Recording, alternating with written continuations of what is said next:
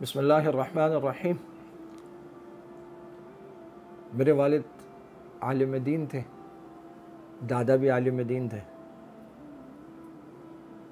تو اس حوالے سے الحمدللہ ہمارے گھر میں ہمیشہ علماء کا، بزرگوں کا، ائمہ کا اور مذہبی تنظیموں کے قائدین کا آنا جانا لگا رہا۔ میری والدہ محترمہ بہت خوشی سے ہمیشہ ان کے لیے کھانے پکاتی، چائے بناتی، ان کی خدمت کرتی۔ بعض اوقات تو ایسا ہوتا کہ ہم گھر سے کھانے لا کر اور دسترخوان بچھا کے تھک جاتے، لیکن وہ بڑی بشاشت سے، اور پھر ایک کھانے کے بعد دوسرے کھانے کی اور دوسرے کے بعد تیسرے کھانے کی تیاری اور تسلسل کے ساتھ چائے، کسی چائے میں چینی کو بغیر چینی کے، اور بعض میں جو ہے وہ ساری چائے چینی کے بغیر بنتی اور چینی ساتھ الگ سے چلی جاتی، اور کسی کے لیے ناشتے کا وقت ہے تو انڈے فرائی ہو رہے ہیں، کسی کے لیے پراٹھے بن رہے ہیں، کسی کے لیے سادی روٹی بن رہی ہے۔ اور جب بھی جماعت آتی دعوت و تبلیغ کی مسجد میں تو ہمیشہ والد صاحب ان کے لیے ایک وقت کے کھانے یا ناشتے کا انتظام کرتے، تو والدہ خود پکاتی تھی۔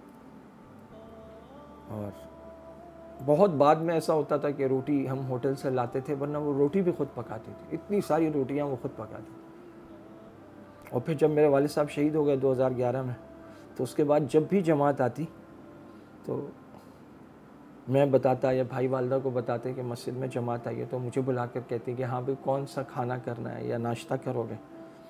اور پھر جس دن صبح کا ناشتے کا طے ہو جاتا، جب میں فجر کی نماز پڑھانے کے لیے اترتا تو وہ ماشاءاللہ تہجد سے اٹھی ہوتی تھی، تو مجھے کہتے ہاں بھئی یاد ہے نا، بلکہ وہ رات کو کہہ کے اگر وہ سامان منگوا لیں، ڈبل روٹیاں لے آؤ، انڈے لے آؤ، صبح اتنی جلدی بیکری نہیں کھلے گی، اور فجر کے وقت پھر وہ مجھے بولے ہاں بھئی یاد ہے نا، فجر کے بعد جلدی ناشتہ کروانا ہے جماعت والوں کو۔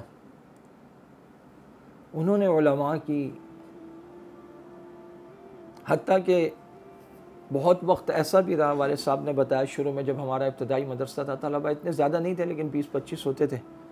تو باورچی کا مسئلہ ہوتا تھا، تو ایک عرصے تک والدہ جب باورچی نہ ہوتا یا کوئی باورچی چلا جاتا، نئے باورچی کے تقرر میں کچھ وقت ہوتا،